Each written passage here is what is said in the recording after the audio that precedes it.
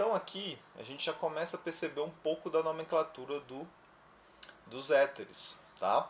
Primeira coisa, todo éter ele vai ter dois lados aí, porque o oxigênio só faz duas ligações.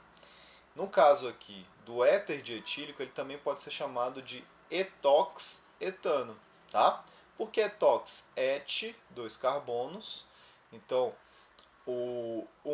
uma extremidade vai ter o ox ligado ao et, no caso aqui porque são dois carbonos, e vai finalizar com essa nomenclatura ano, né? Ou esse no, que é a outra parte. Então, etoxi-etano. Aqui a gente tem o que? Um éter simétrico. Então essas duas formas aqui, éter dietílico, porque tem duas extremidades com dois carbônicos, então é dietílico, ou etox-etano. Quando a gente vai para éteres assimétricos, ou seja, se eu fazer um plano aqui vai ser diferente de um lado vai ser diferente do outro, a gente já muda um pouco essa nomenclatura. Como que muda, professor? Essa nomenclatura muda do modo em que o que vai ficar com esse infixo aqui, ox, vai ser a parte menor. Então aqui só tem um carbono, então vai começar aí, ó, metóxi, e o que vai terminar a palavra do éter vai ser a parte maior. Como a gente tem 4 carbonos, então vai ser o que? Metoxibutano. Ou, certo? Éter butílico metílico. Termina com ico ou ílico, né? Assim como nos álcoois, tá? E a ordem aqui era um pouco diferente de cima. A ordem aqui vai ser o que? Por ordem alfabética. Como but começa com B e met começa com M, é a ordem alfabética. Primeiro vem o que? O butílico e metílico. Então éter, butílico e metílico ou metoxibutano. Aqui é a mesma coisa, faz um plano aí no oxigênio, tá? Faz um plano. Aqui essa parte é diferente dessa. Essa parte é menor, então começa na palavra. Só tem dois carbonos, ligação simples, etox. A outra parte tem um anel benzênico, um anel aromático. Então, etox-benzeno, certo? Ou éter benzílico etílico, a mesma coisa aqui, ó. Inverteu por quê? Porque aqui é o B, ordem alfabética. O B vem antes, então éter benzílico etílico. Ok? É um pouco diferente das regras que a gente já viu. De novo, não adianta vocês quererem decorar essas regras para fazer compostos muito grandes, complexos, porque possivelmente ele tem um nome alternativo e esse nome é o mais usado. Então temos três, né, tipos de éteres que vamos abordar aqui. Primeiro, o éter dimetílico. Ele é utilizado muito, né, principalmente em termos de pesquisa, ele é muito pesquisado em relação à sua utilidade como combustível. Tá? Ele é o famoso DME. Depois vocês pesquisem aí DME, tá? Que a Petrobras tem várias pesquisas para a utilização do DME como combustível, tá? Como possíveis substitutos de etanol e de gasolina, tá? Ou de outros combustíveis aí. Então o DME ele é muito pesquisado como combustíveis. E se não me engano tem algumas nações que utilizam em atividades específicas do DME. Por quê? Ele pode ser produzido tanto do petróleo como da biomassa, tá? Bagaço de cana, resto de papel, então de celulose em geral, resto de palha, né? Palhadas em gerais. Então ele é muito utilizado, muito pesquisado para essa finalidade de ser utilizado como combustível. Éter dietílico, eu já falei, né, anteriormente, ele é muito utilizado como solvente para extração de óleos e gorduras. E o safrol, tá? Que é um dos compostos muito utilizados na matéria-prima fabricação de fixadores de fragrância e inseticida. Tá? Para quem não sabe, perfumes, colônias, eles têm que ter uma substância que fixe esse aroma. Porque normalmente esses compostos que exalam aroma, tá? Que tem aromas agradáveis, eles são muito voláteis. Então o que acontece se esses perfumes, esses cosméticos não tivessem fixadores dessas fragrâncias? Ele ia ser volátil muito rápido. Então você ia botar um perfume, 10 minutos depois já saiu todo o cheiro. Então se colocam essas substâncias para quê? Para manter o cheiro o mais tempo possível. Então tem perfumes, né, principalmente os melhores, que você fica aí com ele mais de 24 horas tranquilamente. Tem perfumes que você lava a camisa e ainda tem um cheirinho do perfume. Tá?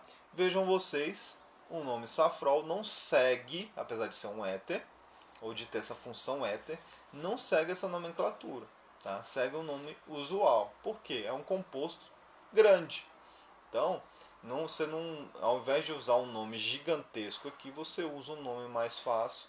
E esse nome mais fácil, apesar de não seguir a regra da IUPAC, a regra oficial, é o nome mais utilizado na indústria e na indústria em geral.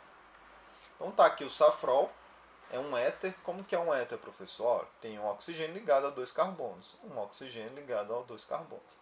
Então ele é até um diéter, né? Tem duas funções éter ligados a carbonos aí. Se você for pensar aqui, imaginar, né, o éter, esse éter parece até um ratinho, né? Parece até um ratinho com um rabinho aqui. Então quando começa essas funções, né, e estruturas mais complexas, você já começa até a viajar e imaginar coisas aí, né, como numa seringa e como um ratinho aí no caso. Aqui, gente, estou mostrando duas estruturas mais complexas, tá? Se você for dar um nome disso aqui, isso aí pode ser um desafio de muitas horas ou muitos dias, tá? E que eu já te falo, não vai te agregar nada. Essa estrutura é uma estrutura presente, né, ou é a estrutura do THC. E essa aqui é do canabidiol. São duas substâncias presentes aonde? Na cannabis sativa, tá? Ou seja, naquela folha conhecida como maconha. Por que eu estou falando delas? Tá? Porque elas possuem, além de anéis fenólicos, o THC, certo? Um anel fenólico aqui, ou seja, um composto um anel aromático com OH, também possui funções éteres. O canabidiol, tá? Não tem éter, mas tem o que? Um fenol com dois OHs, ou um difenol, tá? Aqui na estrutura. E o que acontece, gente? Essas duas substâncias, ó, se a gente for reparar, ó, esse anel é praticamente igual ao outro. Esses hidrogênios aqui, um para baixo, um para cima, um para baixo, um para cima. Aqui o anel se fecha e aqui está aberto, tá vendo? O resto é tudo igual. São muito semelhantes. Como essas substâncias, né, essas estruturas químicas são muito semelhantes, elas têm o que? Também efeitos semelhantes. Tá? Tanto o canabidiol como o THC, tetraído canabidiol, eles têm as mesmas, vamos dizer assim, os mesmos efeitos sobre o corpo, ou muito parecidos. Né? O efeito de boca seca, um efeito depressivo, né? A pessoa que consome esse tipo de substância, ela vai ter um efeito depressor, ou seja, a pessoa fica mais lenta, tá? Olhos vermelhos, a questão do riso, né? A questão do riso, a pessoa vai ficar o quê? Com os batimentos cardíacos, dependendo da dose, menos acelerado, mas dependendo da dose pode se tornar mais acelerado, porque também ela pode levar a um efeito de vigília, né? Ou de que alguém está perseguindo. E essas duas substâncias elas são muito pesquisadas também em termos farmacológicos, tá? Não é porque elas estão presentes num material que hoje é considerado droga, porque a maconha ela é usada há 5.000 anos, tá, na humanidade, e ela foi usada para diversos fins, seja fins medicinais, como por exemplo deixar a pessoa mais tranquila, certo? Diminuir essa ansiedade, essa adrenalina, como para fins religiosos. Ela foi muito utilizada, porque ela aumenta a percepção de algumas coisas, tá? Ela faz aguçar a percepção de algumas coisas. Então, em rituais, né, antigos, se utilizava muito esse material para ter percepções de outras coisas que sem o uso dele você não tem. E hoje é muito pesquisado principalmente o óleo da maconha que eles chamam, ou as substâncias que são os canabidióis, tá? Para epilepsia, tá? Para ansiedade. Então hoje também se tem uma utilização muito grande, em pesquisa muito grande dessas substâncias para fins terapêuticos, tá? Então assim, se vocês lerem mais um pouco sobre o assunto, tá, vocês vão perceber que essa questão de considerar certas substâncias drogas ilícitas, ela tem um limiar muito estreito, é uma linha muito tênue entre o que é uma droga lícita e o que é uma droga ilícita, tá? E se tem muito preconceito, tanto que tem muitas ações na justiça, né, para liberação principalmente do óleo, né, da cannabis, para tratamento de crianças, né, que sofrem epilepsias constantes, né, que já existem vários estudos médicos que o uso desse óleo aumenta ou melhora, certo? A qualidade de vida dessas pessoas, diminui essa quantidade de epilepsias e melhora isso aí, tá bom?